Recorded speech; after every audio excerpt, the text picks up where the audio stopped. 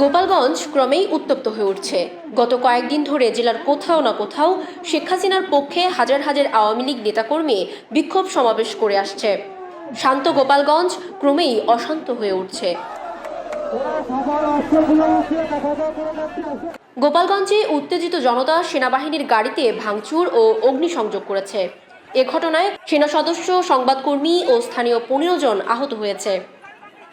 স্থানীয় সূত্র জানিয়েছে, আহতদের মধ্যে 2 জন গুলিবিদ্ধ রয়েছে। শনিবার বিকেলে সদর উপজেলার গোপীনাথপুর স্ট্যান্ডে সাবেক প্রধানমন্ত্রী শেখ হাসিনার পক্ষে হাজার হাজার আওয়ামী লীগ নেতাকর্মী জড়ো হয়ে ঢাকা-খুলনা মহাসড়ক অবরোধ করে বিক্ষোভ করে। জড়ো হওয়া জনগণকে সেনাবাহিনী রাস্তা থেকে সরে যাওয়ার কথা বলায় ক্ষিপ্ত হয়ে ওঠে জনতা। তারা সেনাবাহিনীর উপর ইট পাটকেল ছুটতে থাকে। এক পর্যায়ে সেনাবাহিনীর সদস্যরা জনতাকে ছত্রভঙ্গ করতে লাঠিচার্জ করলে স্থানীয় জনতা আরও ক্ষিপ্ত হয়ে সেনাবাহিনীর গাড়ি ভাঙচুর করে এবং এক পর্যায়ে আগুন ধরিয়ে দেয়।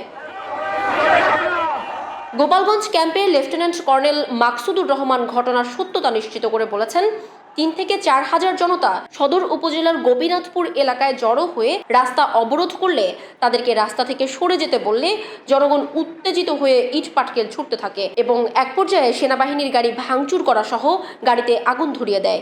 এতে 4 সেনা সদস্য আহত হয়েছে।